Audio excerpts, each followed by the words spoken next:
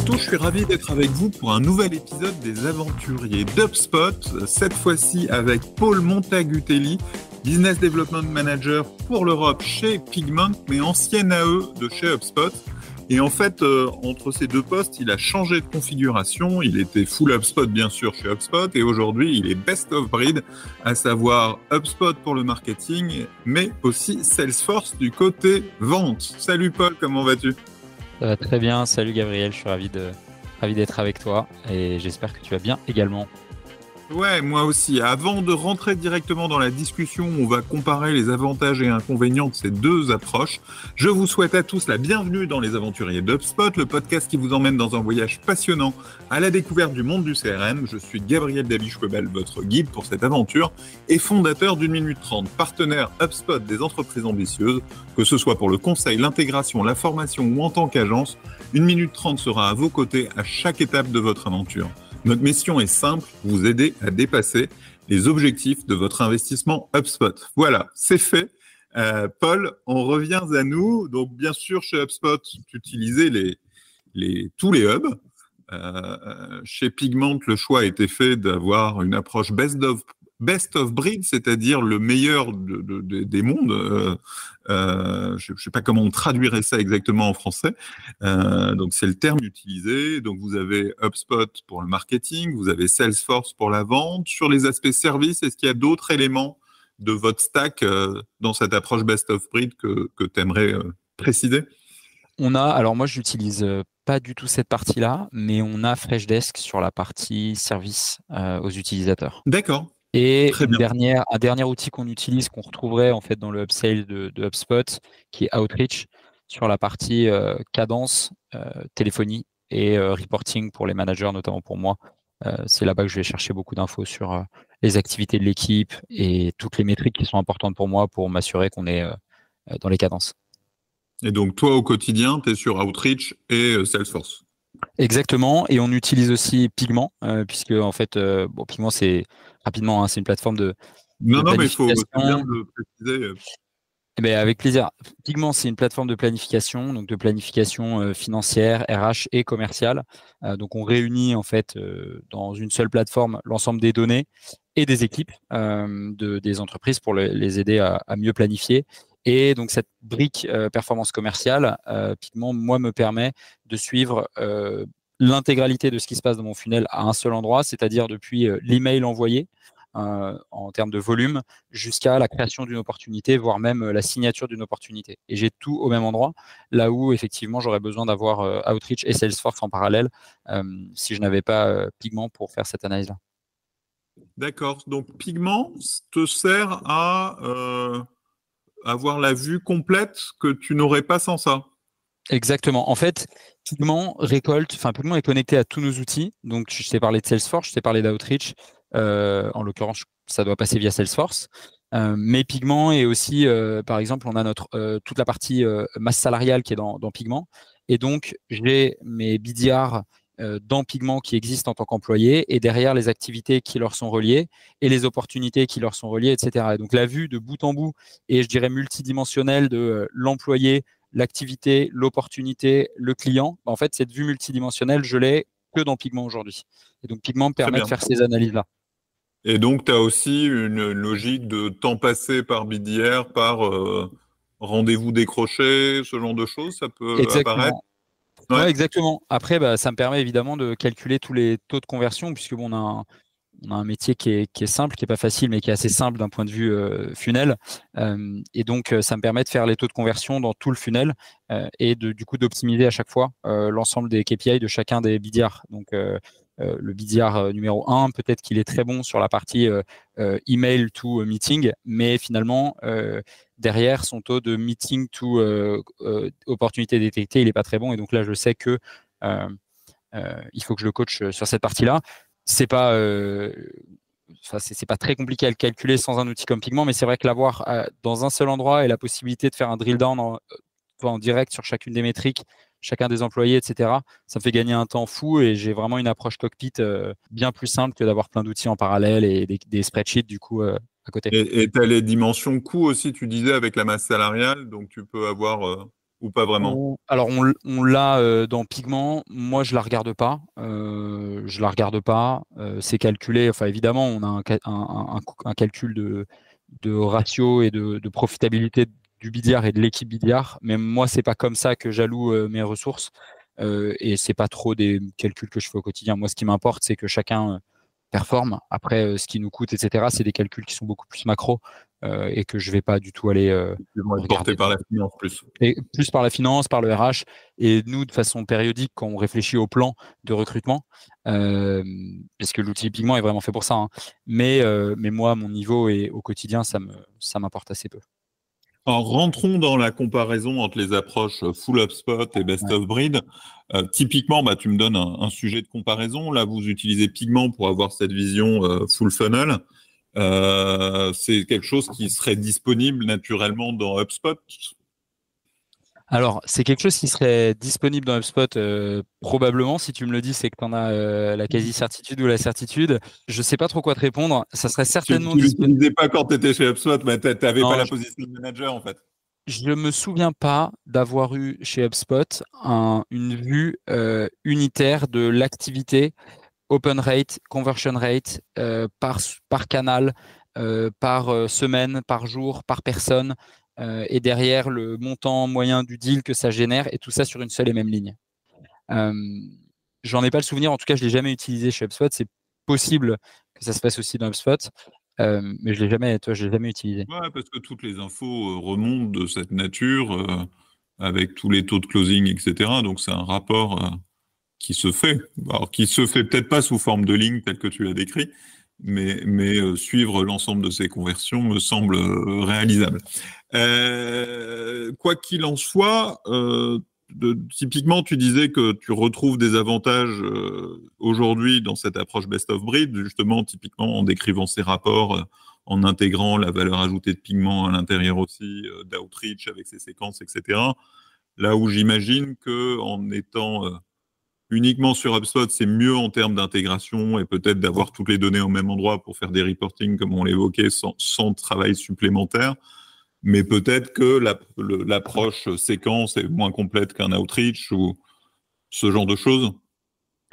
Ouais, alors nous, ce que je te disais tout à l'heure quand on préparait l'épisode, c'est que le choix du best of breed a été fait évidemment avant que j'arrive, pour une raison à la fois philosophique, je pense, parce que c'est souvent un choix philosophique, pragmatique mais philosophique, mais aussi parce qu'il y a tout de suite eu la volonté d'automatiser un certain nombre de choses et surtout de beaucoup personnaliser l'outil. Là où Salesforce permet de faire des choses qui sont quand même, on va se le dire, nettement plus poussées qu'HubSpot en termes de personnalisation. Ça convient à certains et puis c'est inutile pour d'autres. Nous, ça nous est extrêmement utile, notamment sur la partie création d'interfaces et de vues pour les BDR qui leur permettent d'aller trouver tout de suite la bonne info à envoyer aux prospects. On travaille beaucoup, nous, sur base de signaux qui sont récoltés par une équipe chez nous qui s'appelle l'équipe grosse, qui nous remonte un certain nombre de signaux, des offres d'emploi intéressantes qui potentiellement nous feraient penser que la société, le compte cible, est en train de chercher un outil d'améliorer sa tech stack d'outil de planification. Ça va être une visite sur un site d'avis, tu vois, de TrustRadius, G2, etc., d'une entreprise cible qu'on va vouloir analyser. Ça va être des nouvelles personnes qui ont été promues au sein d'un compte sur un poste qui nous intéresse, qui en général est un appel d'air pour de nouveaux outils, etc. Et pour pouvoir aller chercher toutes ces infos-là, on a créé des vues dans Salesforce et des champs dans Salesforce qui permettent au BDR de tout de suite trouver cette information-là et d'aller appeler aussi des variables, des choses custom qu'on a créées. Par exemple, tu vois, on a un générateur automatique d'aperçu de la plateforme Pigment personnalisé pour le compte. Donc demain, je ne sais pas, le BDR qui chez nous prospecte HubSpot, il va sur sa fiche HubSpot, enfin sa fiche Salesforce du compte HubSpot, et tout de suite en cliquant sur un bouton, il va avoir accès à une maquette de Pigment personnalisée sur le use case Pigment qui l'intéresse, avec tous les logos HubSpot partout sur le mock-up. Et ça marche hyper bien quand on envoie cette maquette aux décisionnaires chez nos comptes cibles. Et donc tout ça, c'est fait dans Salesforce aujourd'hui. Et c'est un des gros avantages, je dirais, de Salesforce plus Outreach, c'est que derrière ça correspond à l'URL de ces images correspond à des variables qu'on peut directement aller chercher dans Outreach. Et donc, quand je construis ma séquence dans Outreach, mon BDR, il a juste à mettre, déjà, c'est un template, donc il n'a pas à le réécrire à chaque fois, mais ça va appeler directement la variable. Et donc, automatiquement, dans le mail automatique, ça vient chercher la bonne mock-up correspond à la société cible dont on parle. Ce travail de mock-up, il est fait par Outreach, par Salesforce ou par un développement spécifique dans Salesforce? Par le dev spécifique et le travail qui est fait par l'équipe growth chez nous, dont c'est un des nombreux métiers d'aller nous aider à automatiser un certain nombre de choses qui seraient très manuelles sinon sans eux, évidemment. J'insiste, c'est un exemple parmi tant d'autres, tu vois. Donc, non, mais ce comme ça. qui fait partie effectivement des forces de Salesforce, sa capacité à être personnalisé, c'est des choses que HubSpot introduit en ce moment avec des custom UI, ce genre de choses, mais qui sont encore moins avancées que Salesforce, qui au-delà d'être un CRM est une plateforme PaaS qui permet de développer à l'intérieur. On sert de Salesforce comme base de données centrale de notre connaissance client, connaissance commerciale. Alors, je sais que HubSpot, notamment avec le Hub Opération, veut pouvoir se positionner. Enfin, moi si je me trompe, hein, mais dans mes souvenirs, l'idée du Hub Opération, c'était aussi ça, c'était aussi de faire HubSpot une plateforme encore plus ouverte sur le monde extérieur. Là où je trouve que Salesforce, nous, c'est comme ça qu'on l'utilise déjà depuis un moment. Et c'est une des forces, tu viens de le dire à l'instant, mais c'est une des forces de Salesforce d'être capable de servir de point central d'appel pour après aller utiliser la donnée ailleurs. Et s'il faut trouver des forces à HubSpot dans son approche plus uniformisée, moins best of breed, peut-être moins personnalisable, tu remonterais quoi? Écoute, moi, il y a une chose que j'ai pas réussi à retrouver dans dans Salesforce, pardon. Je vais faire l'erreur peut-être pendant tout le podcast.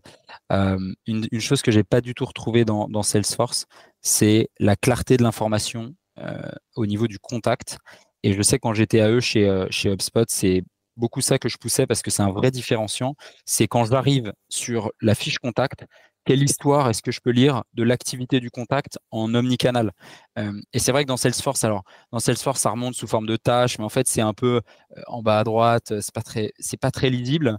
Il faut faire des clics, il faut aller cliquer pour regarder le détail, etc. Là où dans HubSpot, on voit que c'est vraiment pensé pour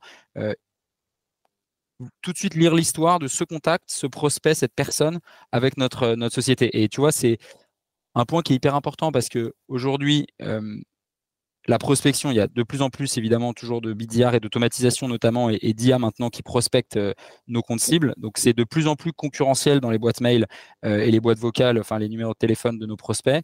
Et le vrai différenciant, c'est la capacité du BDR à écrire le bon message au bon moment à la bonne personne et sur le bon canal. Et pour ça, il faut avoir cette connaissance et il faut tout de suite comprendre avec intelligence, une intelligence humaine, quel est le parcours de la personne avec notre marque, avec notre proposition de valeur, un clic sur une pub, une visite de landing page, une participation à un événement, un premier mail, un deuxième mail, un contact form, etc., etc. Et ça, c'est vraiment le gros aspect que j'ai pas retrouvé dans Salesforce. Le deuxième, je dirais, c'est, même si ça me concerne moins aujourd'hui, c'est la capacité d'administration. C'est-à-dire que HubSpot, c'est quand même un seul système. Et donc, d'un point de vue admin, c'est quand même plus simple à gérer que quand tu dois créer des accès à Salesforce, à Gong, à Outreach. Quand tu as quelqu'un qui vient, il y a la création d'accès, il y a la gestion d'accès, il y a l'unicité des bases de données, il y a la gestion des intégrations qui sautent. Enfin, il y a un certain nombre de choses que tu n'as pas par design avec une solution plateforme. Rémi Poulet, mon associé dans 1 minute 30, qui porte vraiment la partie tech, il a l'habitude de comparer HubSpot et Salesforce en disant qu'HubSpot, c'est une boîte de Playmobil et tu peux tout de suite jouer avec. C'est un peu moins personnalisable, mais tu peux tout de suite jouer avec, c'est facile à utiliser. Tu sors de la boîte, tu peux jouer avec tes personnages et tout. Là où souvent Salesforce, c'est une boîte de Lego sans plan et tu dois d'abord pas mal galérer à construire ta maison, faire tes personnages et tout, pour qu'après, potentiellement, avoir un truc plus personnalisé, mais quand même beaucoup plus long, coûteux à configurer, à installer avant de pouvoir l'utiliser. Ouais. Et de fait, il y a moins de capacité de personnalisation sur HubSpot, mais au final, souvent, selon la nature du besoin, moins de risques projet et moins de total cost of ownership, à savoir de coûts de déploiement complet de la solution entre l'intégration, les évolutions, etc. Ouais, je suis entièrement d'accord. Et tu vois, chez Pigment, ce que je te disais tout à l'heure, c'est que le choix, il a été fait très tôt d'opter pour du best of breed. Et très tôt, il y a eu un investissement dans des outils comme Gong, dans des outils comme Outreach, comme Salesforce, qui sont évidemment pas les moins coûteux du marché d'une part, et puis pas les plus simples à implémenter. Mais du coup, il y a eu aussi l'investissement dans une équipe et dans des ressources humaines pour accompagner ce projet et être le plus autonome possible dans la construction du projet autour de Salesforce. Et c'est ce qui nous permet aujourd'hui, enfin en tout cas de ma courte expérience avec les outils CRM depuis que je fais ce métier, d'être très mature par rapport à la taille de la boîte et très avancé sur le niveau de personnalisation, etc., etc. Et aujourd'hui, ça tourne très bien. Et voilà, je remercie ceux chez nous qui s'en occupent, Rami, Alexis, Edouard, etc., parce que derrière, c'est pour nous une vraie machine de guerre. Ouais, j'imagine aussi que cette approche best of breed, quand on est éditeur de logiciels comme Pigment et qu'on a aussi vocation à s'intégrer dans des écosystèmes Salesforce, votre SI et votre outil a aussi vocation à tester tout ce qui peut être fait en intégration Pigment, Salesforce, Outreach, et de servir un peu de vitrine de ce que vous pouvez apporter dans cet écosystème Salesforce. Absolument. Et d'ailleurs, c'est dans notre ADN, au-delà de notre infra CRM, hein, c'est dans notre ADN, d'être dans une approche best of breed, puisqu'on en tout cas sur nos deals, on a souvent, sur les projets sur lesquels on se positionne, il y a souvent des approches plateforme en face quand on est face à SAP, face à Oracle, et on respire le best of breed chez Pigment. Ouais. Oui, c'est ça. C'est philosophique, c'est aussi exactement lié à votre propre activité et à votre propre modèle. Est-ce que, toujours dans cette approche best of breed, vous avez choisi HubSpot pour le marketing? Comment Pigment va s'intégrer sur la dimension marketing et vous apporter de la visibilité de la même manière qu'au sales? Est-ce que c'est le cas aussi, ou est-ce que c'est vraiment plus côté sales uniquement, ou est-ce que tu n'as pas la visibilité tout court? Alors, j'ai la visibilité. Aujourd'hui, on a mis l'accent sur la partie performance commerciale, à la fois chez nous en interne, mais aussi chez nos clients. Tu vois, chez les équipes de Gong, par exemple, utilisent Pigment sur cette partie performance commerciale et même RevOps pour connecter l'ensemble des fonctions RevOps, Sales et RH Finance. Enfin, tout ce petit monde cohabite dans Pigment. La partie marketing, on l'a pas encore intégrée chez nous. C'est un projet qu'on va mettre en place parce que la connectivité est possible et que il y a évidemment, enfin, j'imagine que si tu me poses la question, c'est que tu en saisis l'intérêt. On va le faire, on l'a juste pas encore fait, mais ça fait partie des projets, oui, parce que c'est évidemment ce top of the funnel qui est hyper important. Il est important de le comprendre et aussi de pouvoir le mesurer et de pouvoir prendre des décisions et planifier dessus. Donc, c'est un axe d'intégration qu'on est en train de creuser. Ouais. Bon, je serais ravi de t'accueillir ou d'accueillir ta responsable marketing pour nous parler de tout ça quand ça se mettra en place. Bien sûr, avec plaisir. Parce que ça a l'air passionnant. Il y a quelque chose que tu veux rajouter avant que je te pose la dernière question, maintenant habituelle de ce podcast? Écoute, non, je pense que j'ai pas vocation à faire de la philosophie ici, mais je pense que l'approche best of breed ou plateforme, c'est jamais un choix qui est déjà définitif. Je pense que tu peux toujours, il y en a qui commencent avec du plateforme et qui finissent avec du best of breed, et puis d'autres, comme tu disais tout à l'heure, qui commencent avec du best of breed et en fait qui se disent mais attends, on n'a pas besoin de tout ça et on serait très bien avec une plateforme. Donc je pense qu'il faut vraiment que chacune et chacun, et c'est là que tes bons conseils interviennent, mais identifie l'infra qui leur convient et puis après fasse les choix qui correspondent. Et après, dernière question, je ne sais pas si elle s'applique très très bien dans ton cas de figure, mais quelle est la prochaine étape de ton aventure HubSpot? La prochaine étape de mon aventure HubSpot, c'est de voir mes anciens collègues, évidemment, de chez HubSpot, que je vois toujours et que je salue. Non, et plus sérieusement, j'ai vraiment envie de réfléchir à comment est-ce qu'on peut mieux intégrer la donnée et la richesse de la donnée HubSpot dans Salesforce. Alors, je ne vais pas aller travailler dans l'équipe intégration de Salesforce. Mais nous, à notre niveau, puisque je te disais, on a énormément de paramétrage et de customisation en place, me pencher avec nos équipes sur comment est-ce qu'on peut aider, et là je prêche pour ma paroisse, mais comment est-ce qu'on peut mieux aider nos BDR à profiter de cette richesse d'informations pour, quand ils vont contacter un décideur dans un compte clé, avoir tout à leur disposition de façon claire et de façon historisée et priorisée. Voilà. Et ça, ce que tu décrivais sur la fiche contact tout à l'heure. Exactement, qui me manque énormément et qui, je pense, serait un gain de temps et de qualité énorme pour nos équipes. Cet épisode des aventuriers d'HubSpot est terminé. J'espère que vous comprenez mieux les différences d'approche entre les approches plateforme et les approches best of breed. On a creusé en particulier full HubSpot versus Salesforce plus HubSpot, plus Pigment, plus Outreach. Si comme nous, vous pensez que le CRM est une aventure et qu'il faut être bien accompagné, contactez-moi chez 1 minute 30. Mais avant de partir, n'oubliez pas que l'expérience est meilleure lorsqu'elle est partagée. Alors après l'épisode, relayez vos découvertes avec d'autres aventuriers et n'hésitez pas à liker, à partager et à laisser un commentaire sur la plateforme où vous consultez ce podcast. Merci beaucoup Paul. Salut. Salut Gabriel. À bientôt.